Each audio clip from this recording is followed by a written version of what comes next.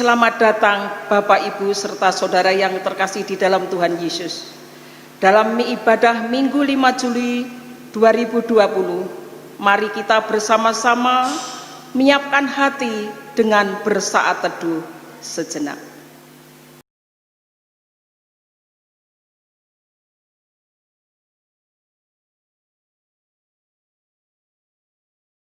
Saat teduh selesai. Jemaat kami undang untuk bangkit berdiri dan mari kita bersama-sama memujikan Tuhan dari PKJ nomor 27 bait 1, 3, dan 5.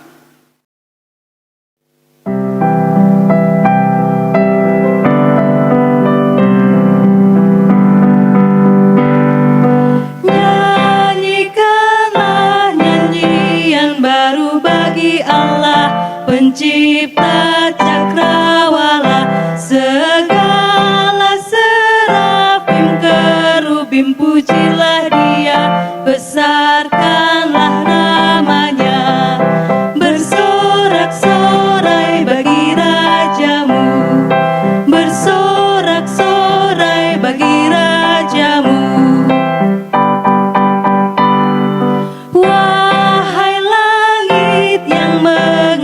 Segala langit, mazmurkanlah Tuhanmu.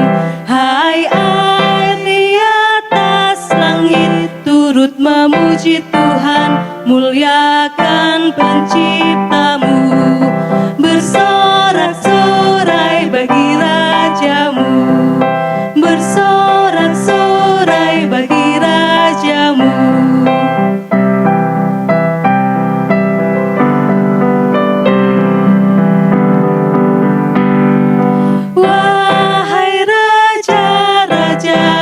Pembesar di bumi yang memerintah dunia, teruna anak dara yang tua dan yang muda, ucap syukur padanya.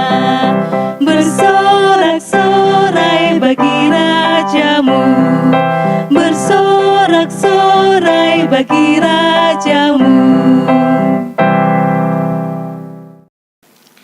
Bapak, Ibu, Saudara yang dikasihi oleh Tuhan, marilah ibadah ini kita khususkan dengan pengakuan bahwa pertolongan kita adalah dalam nama Tuhan yang menjadikan langit dan bumi, yang kasih setianya tetap untuk selama-lamanya dan tidak pernah meninggalkan perbuatan tangannya.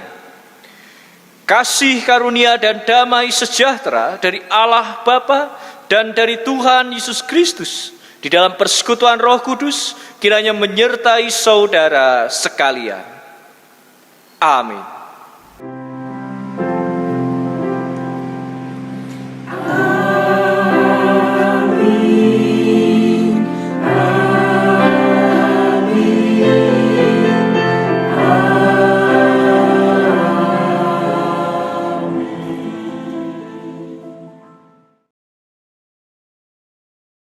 Jemaat dipersilakan untuk duduk.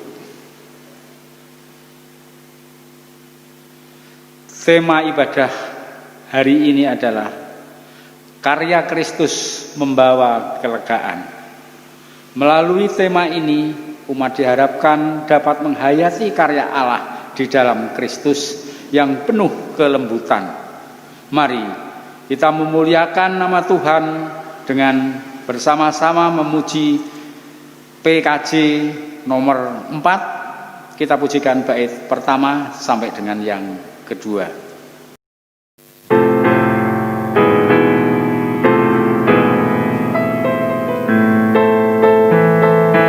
Angkatlah hatimu pada Tuhan, bunyikan kecapi dan menari, jadi lupa bawa persembahan.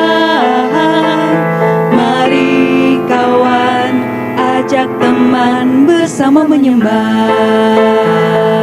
Sorak-sorak-sorak haleluya, mari nyanyilah, pujilah Tuhan yang Maha Kudus. Mari kawan, ajak teman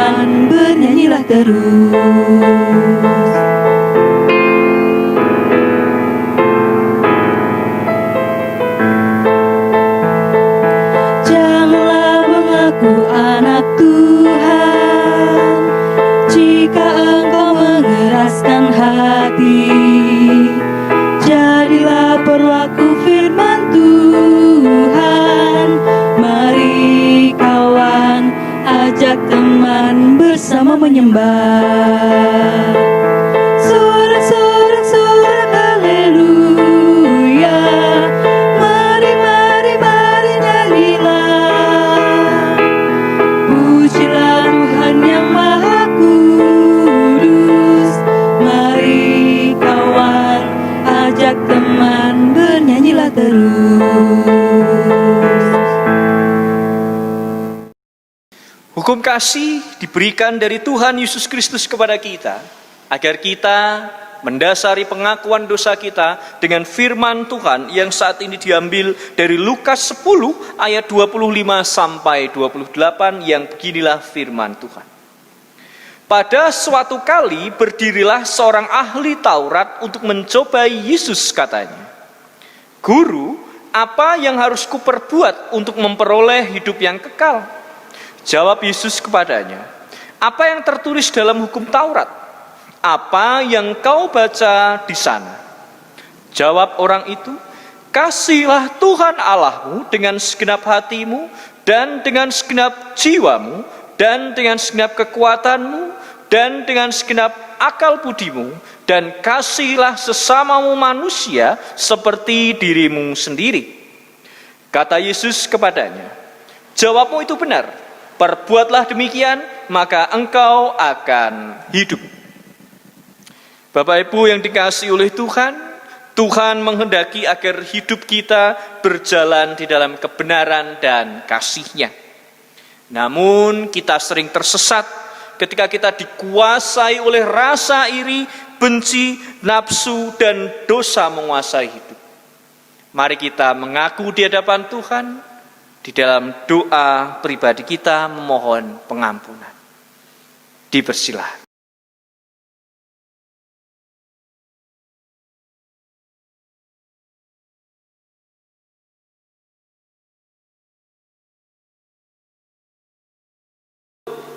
Mari kita berdoa. Saya mengaku kepada Allah yang Maha Kuasa dan kepada saudara semua bahwa saya telah berdosa dengan pikiran, perkataan, dengan perbuatan dan kelalaian. Saya berdosa, saya sungguh berdosa. Ya Allah, kiranya Engkau berkenan memandang dan memperhatikan kami. Tunjukkanlah kerelaan hati-Mu dengan memberikan pengampunan dosa dan damai sejahtera kepada kami. Amin. Dalam rahmat Allah terdapat kasih dan pengampunan bagi saudara yang membuka hati bagi Tuhan. Terimalah berita anugerah yang diambil dari Yesaya pasal 40 ayat 31, yang beginilah firman Tuhan. Tetapi orang-orang yang menanti-nantikan Tuhan mendapat kekuatan baru. Mereka seumpama raja wali yang naik terbang dengan kekuatan sayapnya. Mereka berlari dan tidak menjadi lesu. Mereka berjalan dan tidak menjadi lelah. Jadi, Bapak Ibu Saudara yang dikasihi oleh Tuhan, siapa yang ada di dalam Kristus, ia adalah ciptaan baru. Yang lama sudah berlalu, sesungguhnya yang baru sudah datang. Damai sejahtera Allah besertamu. Mari kita pujikan pujian kesanggupan dari Kidung Jemaat 439 bait 1 sampai dengan yang kedua. Bila topan keras melanda hidup.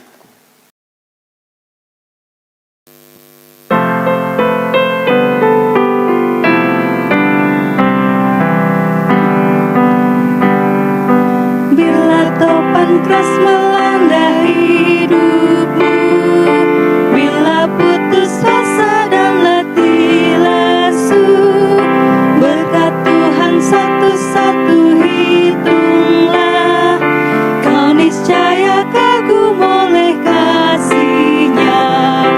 Berkat Tuhan mari hitunglah, kau kan kagum oleh kasih-Nya. Berkat Tuhan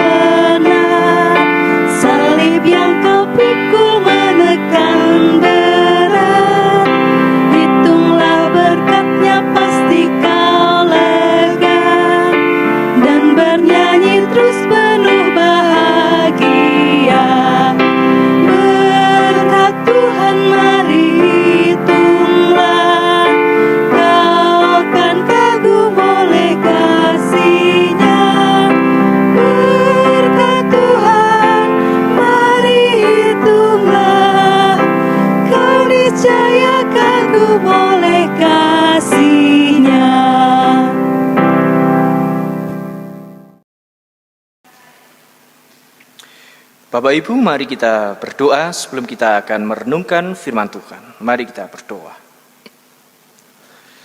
Tuhan Allah Bapa kami yang maha besar, kami pada saat ini ingin mempersiapkan diri untuk merenungkan firman. Tolong kami ya Tuhan, mampukan kami agar firman Tuhan dapat tertanam dalam hati kami, dan mampukan kami untuk melaksanakan firman Tuhan. Di dalam nama Tuhan Yesus, Sang Firman yang hidup, kami berdoa. Amin. Bacaan hari ini diambil dari Matius pasal 11 ayat 25 sampai 30. Matius 11 ayat 25 sampai 30. Yang beginilah firman Tuhan.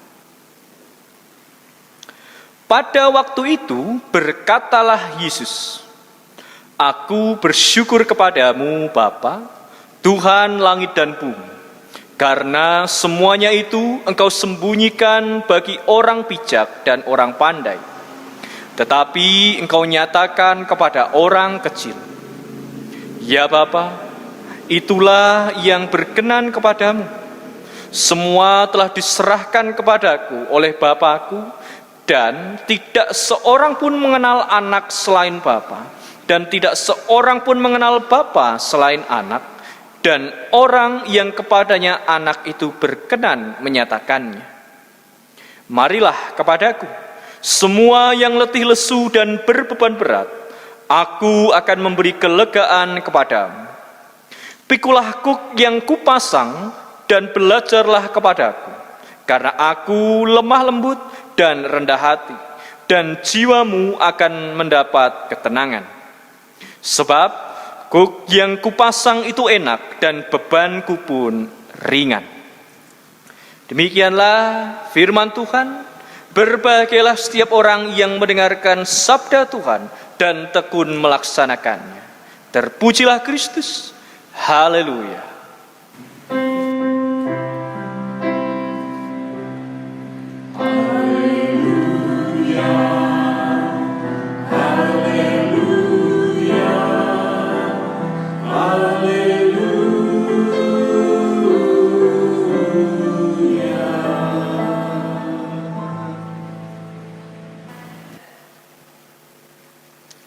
Bapak Ibu Saudara yang dikasihi oleh Tuhan, berbahagia sekali kita hari ini masih dipertemukan di dalam momen ibadah saat ini. Dan juga pada kesempatan ini kita akan kembali merenungkan firman Tuhan yang ternyata kalau kita mau ingat kembali, kita mau renungkan kembali atau hayati kembali, ternyata dari 2 minggu yang lalu sampai dengan hari ini itu kita hampir merenungkan firman Tuhan yang saling berkesinambungan, di mana bacaannya pun juga ternyata diambil dari satu konteks yang sama. Semoga panjenengan tidak lupa ya, atau penghayatannya tidak tidak bisa menyambungkan pada hari ini. Pada minggu-minggu lalu kita bersama merenungkan firman Tuhan di dalam Matius 10 yang memang mencatat tentang pengutusan para murid, yaitu Matius 10 ayat 1 sampai dengan yang ke-10. Kemudian di situ juga ada momen di mana Yesus mengingatkan para murid tentang respon yang akan diterima oleh para murid, termasuk apa? Ditolak. Termasuk responnya adalah ditolak. Dan setelah itu pun Yesus juga menjelaskan tentang penolakan dan penganiayaan yang akan diterima dalam Matius 10 ayat 15 sampai 42. Dan ternyata kalau kita baca lagi secara lengkap, secara berkelanjutan, Yesus pun ternyata mengalami sebuah penolakan di dalam Matius 11 ayat 19. Dia ditolak ketika akan memberitakan kabar sukacita kepada apa? Kepada 3 kota di sana. 3 kota besar dikatakan. Dan ternyata Bapak Ibu Saudara yang dikasihi oleh Tuhan, di kota-kota yang paling banyak mengadakan mujizat itu malah Yesus itu ditolak di dalam Matius 11 ayatnya yang ke-20. Nah, hari ini adalah respon Tuhan Yesus Kristus, Respon Tuhan Yesus Kristus yang saya bahasakan merupakan laporan Yesus kepada Allah atas pelayanan Dia terhadap 3 kota yang ada. Kalau Bapak Ibu mau melihatnya, itu tertulis di dalam Matius 11 ayat 20 sampai dengan ayatnya yang ke-24. Tentang apa? Ya tentang bagaimana sikap orang-orang yang ternyata itu ditolak. Sikap orang-orang, bagaimana seharusnya sikap manusia itu ketika itu mereka ditolak dan dianggap remeh. Yang terkadang kemudian ketika orang itu ditolak, ketika orang itu dianggap remeh, malah menimbulkan sebuah kegalauan di dalam dirinya, menimbulkan sebuah pemikiran yang bahkan menghambat kehidupannya. Maka dari itu, dalam hal ini Tuhan Yesus memberikan pesan kepada kita dengan sebuah tema, karya Kristus membawa kelegaan. Karya Kristus membawa kelegaan. Kalau berbicara tentang kelegaan, pasti itu menjadi harapan bagi setiap manusia. Kalau orang merasa lega, itu pelong rasane, wah rasane itu sudah sangat bahagia sekali di dalam hatinya. Mari kita simak bersama-sama Bapak Ibu Saudara yang dikasihi oleh Tuhan, bagaimana atau apa yang disampaikan oleh Tuhan Yesus Kristus kepada murid-muridnya, atau paling tidak disampaikan juga kepada kita pada hari ini. Yang pertama, Bapak Ibu Saudara yang dikasihi oleh Tuhan, di dalam bacaan kita saat ini, ketika Tuhan Yesus itu mengetahui kalau dia itu ditolak, dia ditolak oleh kota-kota besar pada waktu itu. Di dalam perikop selanjutnya, apa yang Tuhan Yesus lakukan? Dia malah bersyukur. Tuhan Yesus malah menyatakan syukur kepada Allah. Kita lihat sebentar. Di dalam konteks Matius 11, frase pada waktu itu di dalam ayat 25 bacaan kita, ternyata itu memang merujuk atau mengacu pada penolakan yang Yesus alami di dalam ayat 16 sampai dengan 19 atau ayat 20 sampai dengan yang ke-24. Nah, setelah ditolak akhirnya Tuhan Yesus pun menyampaikannya kepada Tuhan, menyampaikannya kepada Allah Bapa yang mengutus Dia. Yang saya bahasakan, aku bersyukur, atau apa yang disampaikan oleh Tuhan Yesus Kristus secara khusus dalam ayat 25 sampai dengan ayatnya yang ke-27, itu merupakan laporan hasil pelayanan Tuhan Yesus Kristus yang disampaikan kepada Allah Bapa yang mengutusnya. Karena memang kalau kita melihat paralel dari bacaan ini, yaitu di dalam Lukas 10, secara khusus Lukas 10 ayat 21, ternyata sebelum bagian ini, sebelum bagian ajakan juru selamat ini, ada para murid yang menyampaikan laporannya setelah mereka itu diutus. Laporan tentang pelayanan para murid yang diutus. Jadi dalam hal ini merupakan sebuah respon atau merupakan sebuah laporan, kalau saya bahasakan laporan Tuhan Yesus Kristus atas utusannya, atas perutusannya yang diutus oleh Allah ke tengah-tengah dunia. Hasilnya apa? Kalau menurut kacamata dunia itu ditolak. Tapi apa yang terjadi? Tuhan Yesus malah menyampaikan, aku bersyukur. Aku bersyukur. Ditolak malah bersyukur. Karena memang di dalam dari bahasa aslinya ternyata makna atau frasa aku bersyukur ini memiliki makna yang jauh lebih dalam, yaitu apa? Yaitu memuliakan dan memuji Tuhan. Jadi aku bersyukur dalam hal ini adalah memuliakan dan memuji Tuhan, mensyukuri apa yang sudah terjadi. Puji Tuhan. Terima kasih Tuhan. Coba kita bagaimana kalau sedang mengalami hal demikian? Apakah kita malah ketika ditolak malah menyimpan dendam? Ketika kita tidak diterima, apakah kita malah akan membalaskan dendam kepada orang itu titenono? Apakah demikian?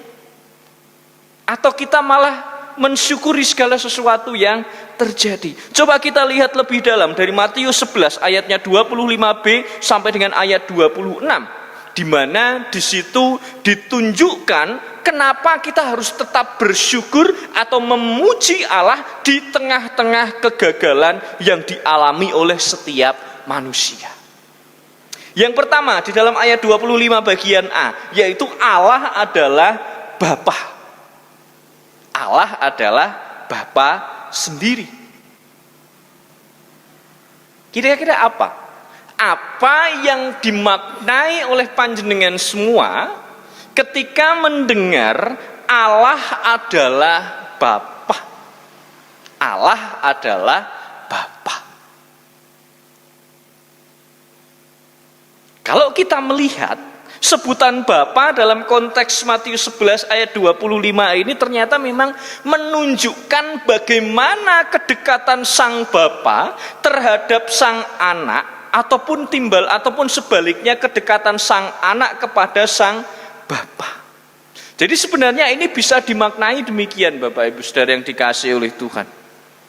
Untuk apa ketika kita gagal, ketika kita ditolak oleh dunia, kita kemudian menjadi ngelokro, kita kemudian menjadi malas ke gereja, kita kemudian menjadi malas berdoa, malah menjadi pendendam? Apa artinya itu?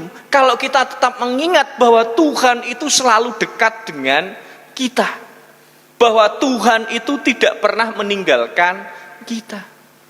Allah Bapa itu adalah Allah yang selalu memberikan kekuatan kepada kita, yang selalu berkarya bagi kita, dan tentunya Ia, Tuhan Yesus Kristus yang adalah inkarnasi dari Tuhan Allah sendiri, telah berkarya untuk menyelamatkan kita setiap umat manusia. Jadi ketika kita mengingat, oh Tuhan itu selalu dekat dengan kita. Jadi ketika kita menghadapi sebuah kegagalan, menghadapi sebuah penolakan, yaitu bukan menjadi sebuah masalah atau bukan malah menjadi sebuah akhir hidup yang membuat kita itu menjadi putus asa dan enggan melakukan apapun. Itu yang harus kita syukuri, bahwa Tuhan Allah itu dekat dengan kita. Nah, pertanyaannya sekarang, pertanyaannya untuk diri kita masing-masing. Kalau Tuhan Allah itu dekat dengan kita, sudahkah kita itu juga dekat dengan Dia? Monggo dijawab masing-masing.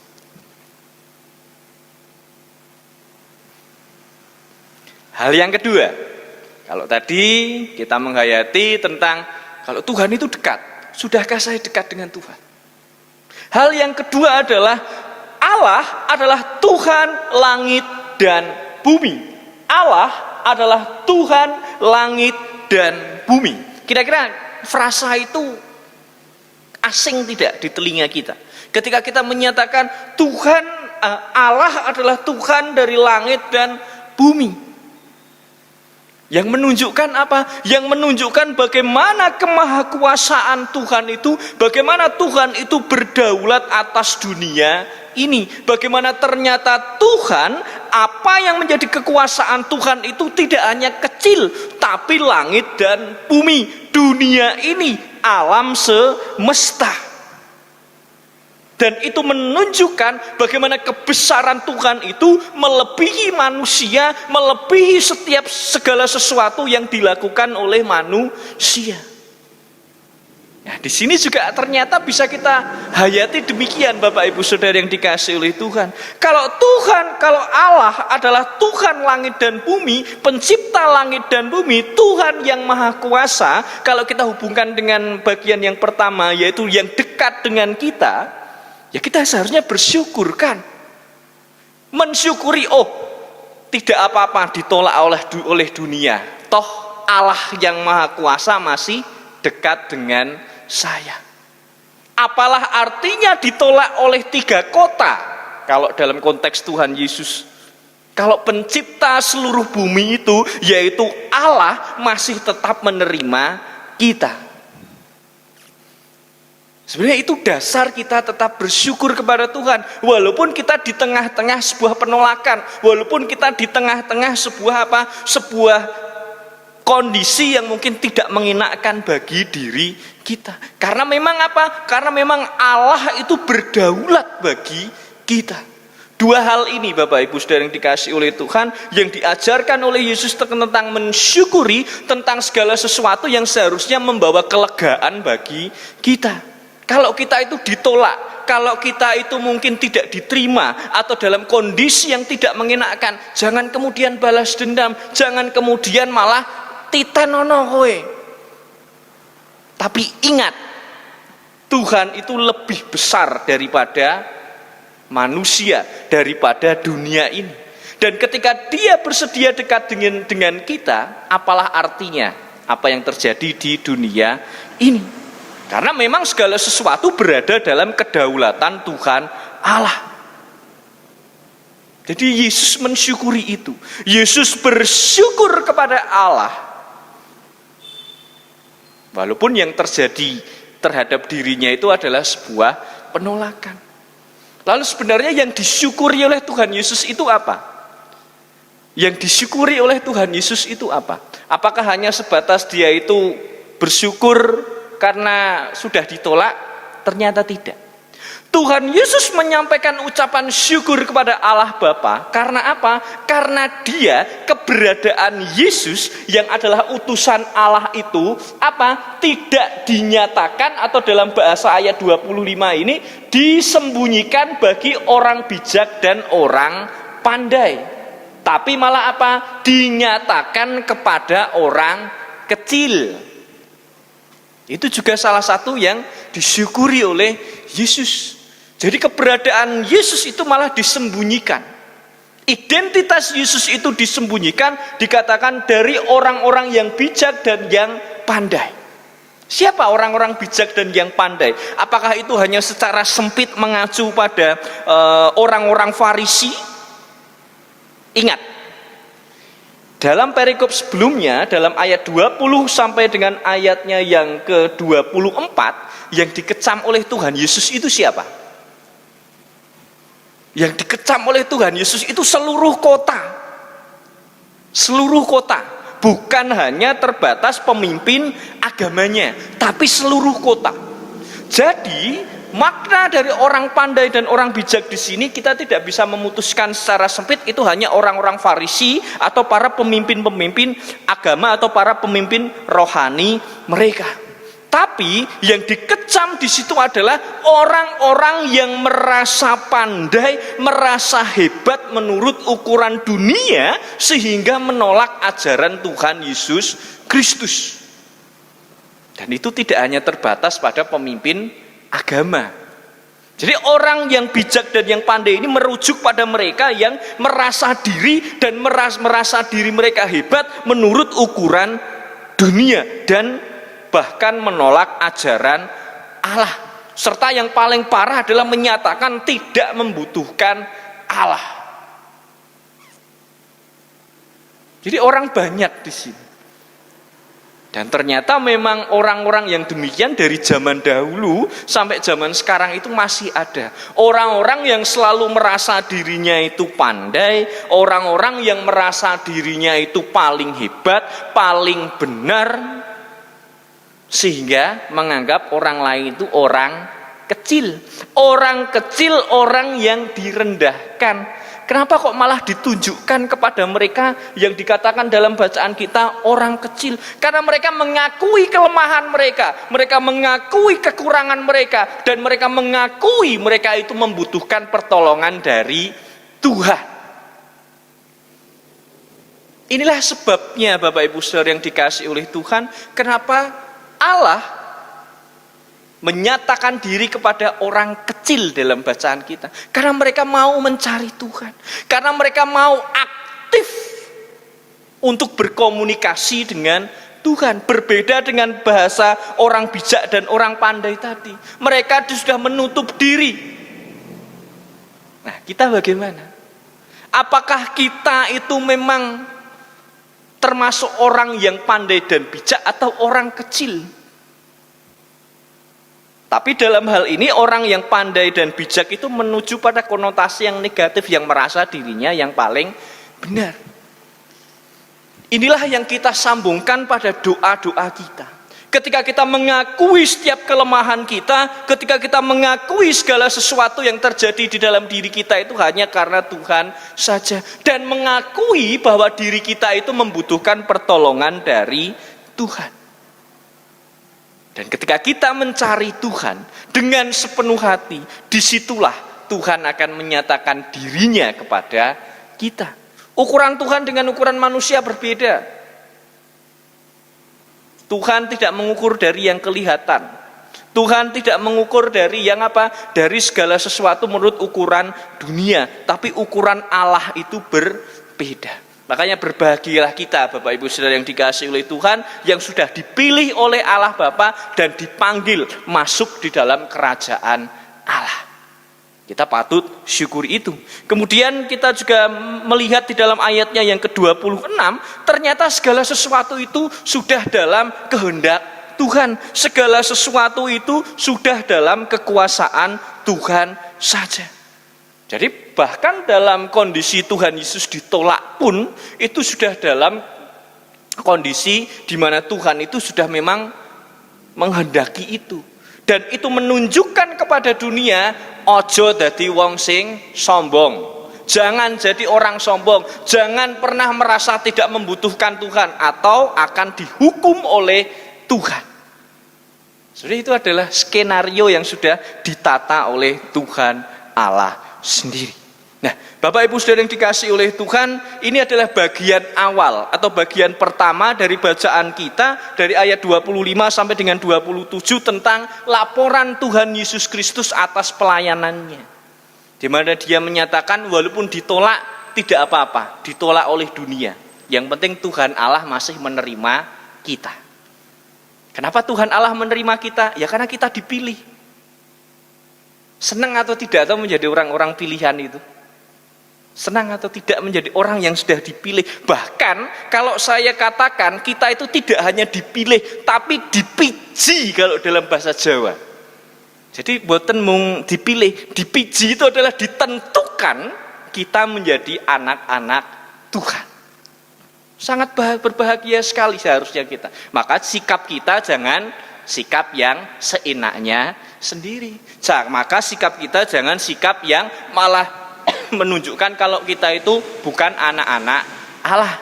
Iren-irenan. Kalau minggu kemarin saya sampaikan, ya wis podo-podo wong cilik, mbok ya wis rangkul-rangkulan, mboten sah jegal-jegalan. Karena kita sama-sama anak Tuhan.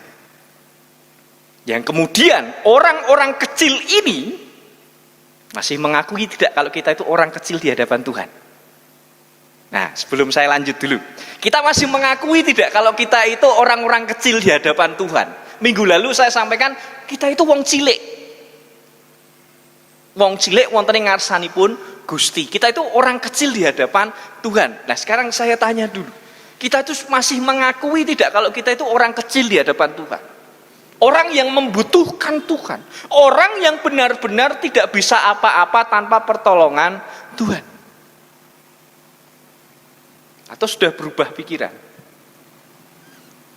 Puji Tuhan kalau kita masih mengakui kita itu orang kecil, orang yang membutuhkan pertolongan Tuhan. Karena orang yang demikian itulah orang-orang yang diajak oleh Tuhan, yang disampaikan di dalam ayatnya yang ke-28, marilah kepadaku.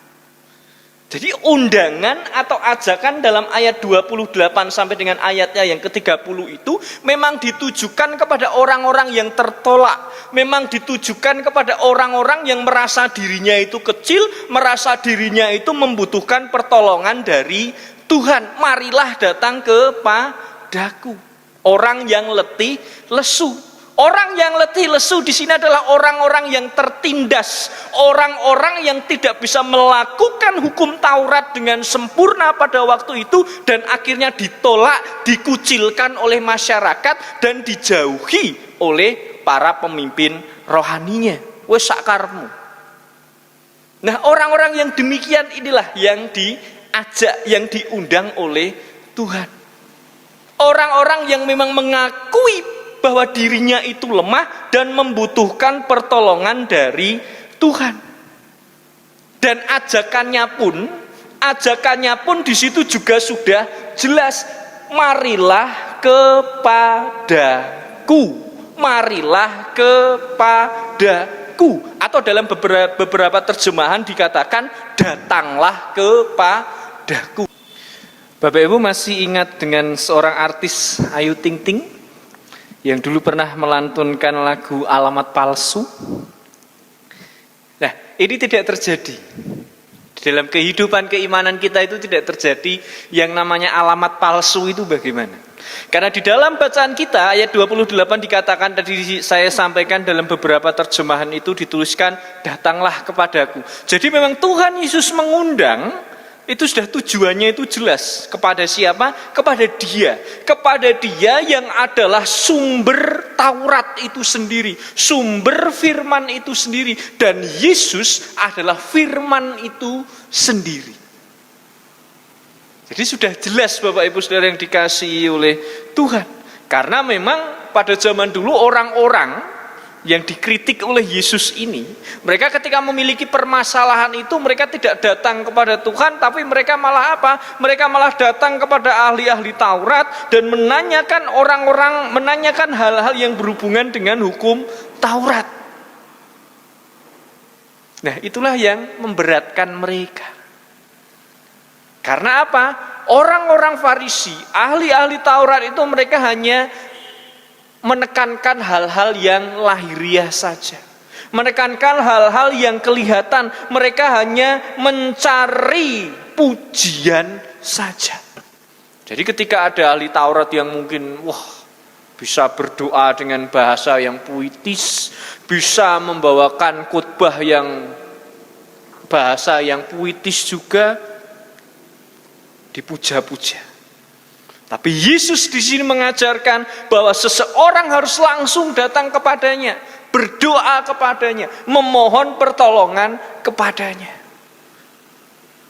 Makanya benar apa yang dikatakan seorang pendeta terkenal, Bapak Pendeta Gilbert Lumoindong, kalau Bapak Ibu pernah nonton di YouTube. Begitu bahagianya orang Kristen ketika ada masalah, tidak perlu dengan segala ritual apapun, cukup langsung datang, pejamkan mata, datang kepada Sang Bapa.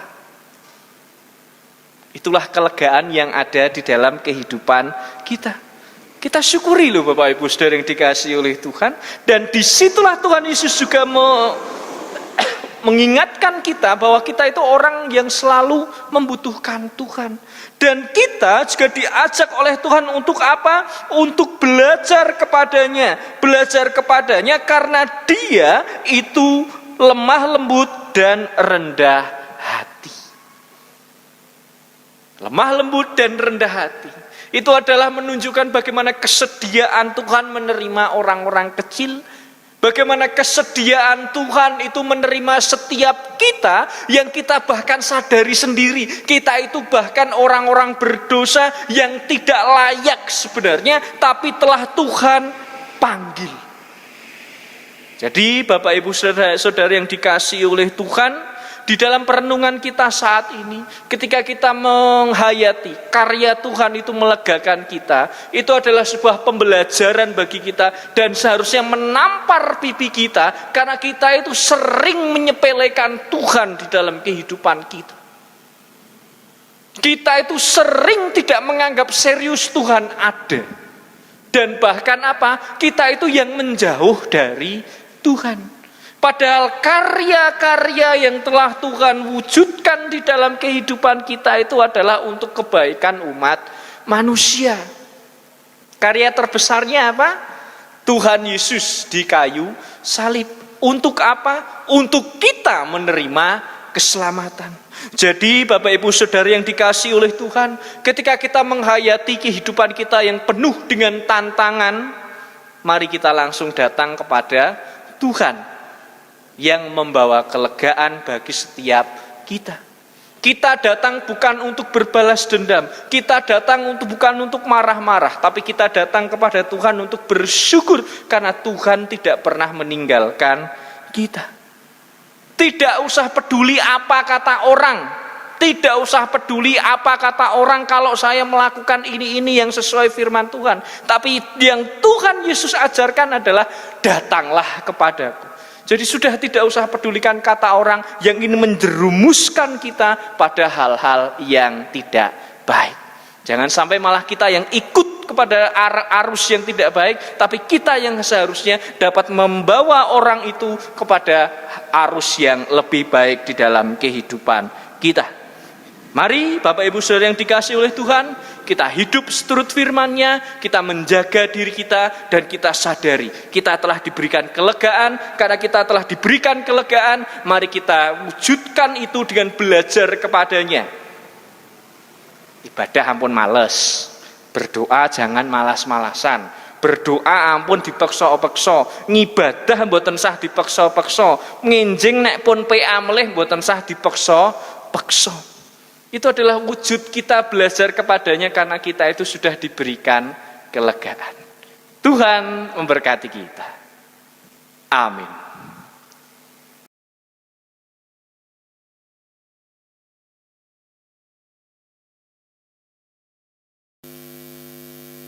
Jemaat yang dikasihi oleh Tuhan, mari kita bersama berdoa.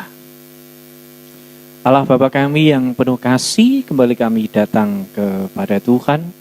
Kehadirat Tuhan mensyukuri segala sesuatu yang telah kami terima sampai dengan saat ini. Boleh kami semakin menyadari bahwa hidup kami boleh Tuhan tuntun sampai dengan hari ini hanya karena cinta kasih Tuhan kepada setiap umat Tuhan.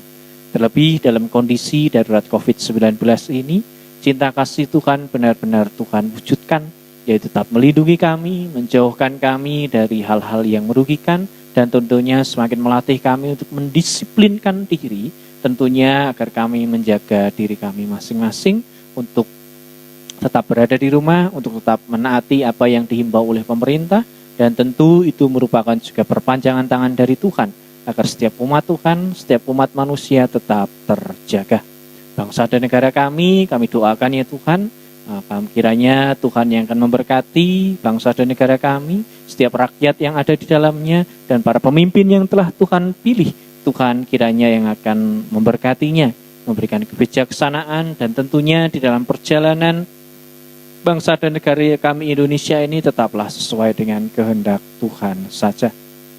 Bagi setiap orang yang ada, bagi setiap umat Tuhan yang ada di seluruh dunia, yang ada di Indonesia secara khusus, Tuhan juga yang akan memberkatinya, melatih supaya semakin menyandarkan kehidupannya kepada Tuhan, dan tetaplah kehidupannya ini semakin menunjukkan bagaimana umat Tuhan itu terberkati oleh Tuhan Allah sendiri yang adalah sumber kekuatan kami. Secara khusus kami mendoakan gereja kami GKJ Sukorejo, Tuhan yang memberkati setiap jemaat Tuhan, mulai yang masih anak-anak sampai dengan yang sudah lansia, mulai yang ada di Sukorejo dan sekitarnya, dan juga ada yang ada di luar kota karena tugas dan tanggung jawabnya. Tuhan yang akan melindunginya, memberkatinya, dan tentunya Tuhan kiranya berkenan semakin menuntun sehingga kehidupannya tetaplah sesuai dengan kehendak Tuhan. Bagi saudara-saudara kami yang saat ini sedang sakit, kiranya Tuhan yang akan memberikan kesembuhan. Secara khusus kami mendoakan bagi Ibu Ami, istri dari Bapak Hari, Tuhan yang akan memberkati di dalam proses pemulihannya. Terlebih beberapa hari yang lalu telah Tuhan izinkan untuk menjalankan operasi. Kiranya Tuhan yang akan memberikan pemulihan, memberikan kelancaran, dan juga cita-citanya tetaplah Tuhan yang akan menyertainya sehingga kesembuhan yang diharapkan dapat tercapai.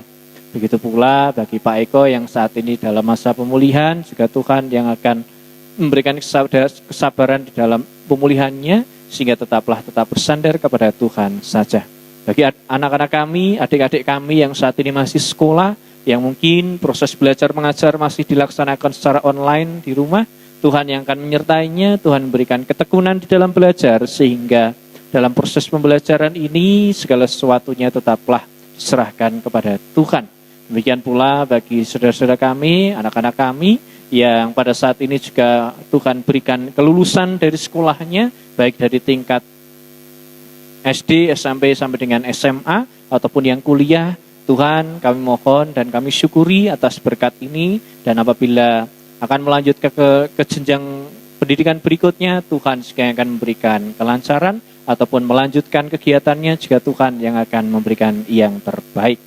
Kami juga mendoakan, mensyukuri proses pembangunan gereja Pepantan Curug Sewu yang sampai dengan hari ini masih Tuhan berkati sehingga masih dapat berjalan, masih tetap berjalan. Ini bukan karena kuat kuasa kami, akan tapi karena turut campur tangan Tuhan di dalam proses pembangunan ini. Kami mendoakan setiap saudara-saudara kami juga yang pada saat ini masih dalam proses mencari pekerjaan atau menantikan pasangan hidup, Tuhan yang akan selalu menyertainya sehingga tidak mengusahakannya dengan kekuatannya sendiri, akan tetapi tetaplah menyandarkan kehidupannya kepada Tuhan. Ya Tuhan, perkenankanlah pada saat ini kami menaikkan doa kami pribadi.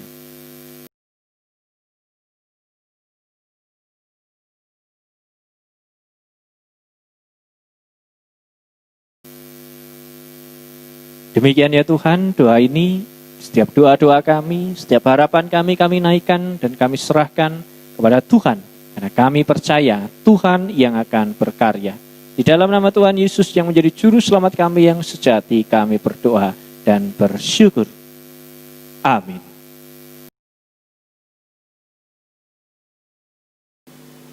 Jemaat, kami undang untuk bangkit berdiri.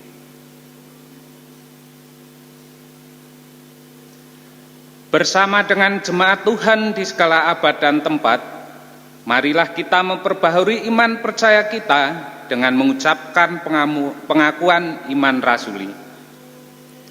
Aku percaya kepada Allah Bapa yang Maha Kuasa, Khalik langit dan bumi, dan kepada Yesus Kristus anaknya yang tunggal Tuhan kita, yang dikandung daripada Roh Kudus, lahir dari anak darah Maria, yang menderita di bawah pemerintahan Pontius Pilatus, disalibkan, mati dan dikuburkan, turun dalam kerajaan maut.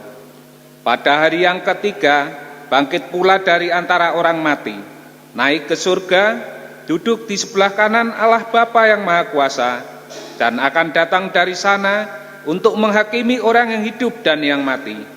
Aku percaya kepada Roh Kudus, gereja yang kudus dan am, persekutuan orang kudus, pengampunan dosa, kebangkitan daging, dan hidup yang kekal. Jemaat dipersilahkan duduk kembali. Jemaat yang terkasih di dalam Tuhan Yesus Kristus, marilah kita mengucap syukur pada Tuhan dengan mengumpulkan persembahan. Dalam persembahan pada pagi hari ini kita dasari dari Roma 11 ayat yang ke-36. Yang demikian firman Tuhan, sebab segala sesuatu adalah dari Dia dan oleh Dia dan kepada Dia, bagi Dialah kemuliaan sampai selama-lamanya. Jemaat yang terkasih, kita akan mengumpulkan persembahan dengan memuji nama Tuhan dari PKJ 147 bait pertama sampai yang ketiga.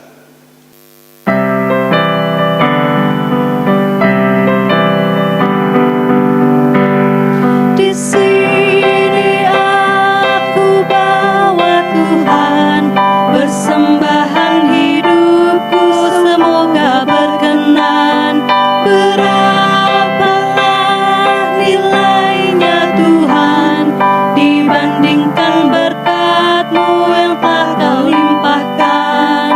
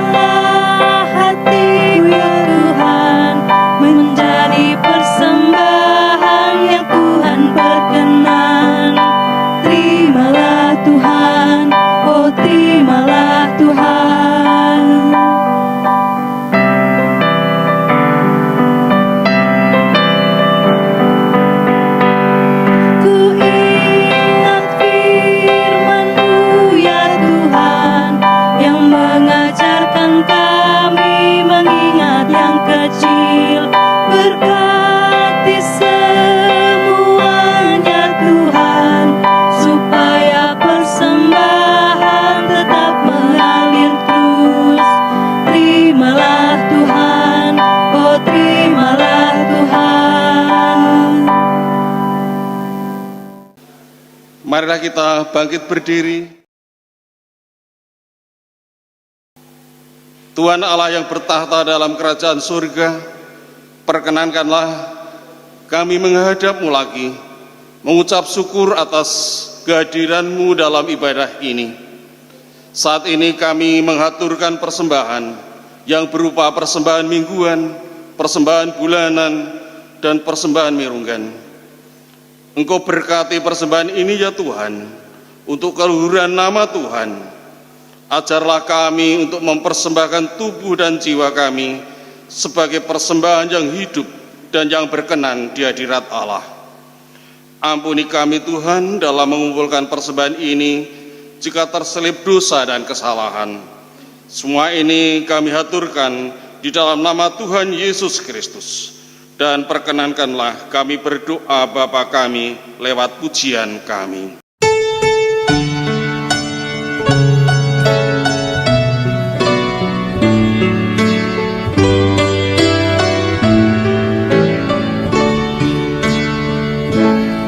Bapa kami yang ada di surga, dikuduskanlah nama-Mu, datanglah kerajaan-Mu, jadilah kehendak-Mu di bumi seperti di surga. Beri kami hari ini makanan yang secukupnya. Ampuni salah kami seperti kami ampuni yang bersalah pada kami. Jangan bawa kami dalam pencobaan, melainkan lepaskan kami dari yang jahat. Kaulah yang punya kerajaan dan kuasa dan kemuliaan sampai selama-lamanya.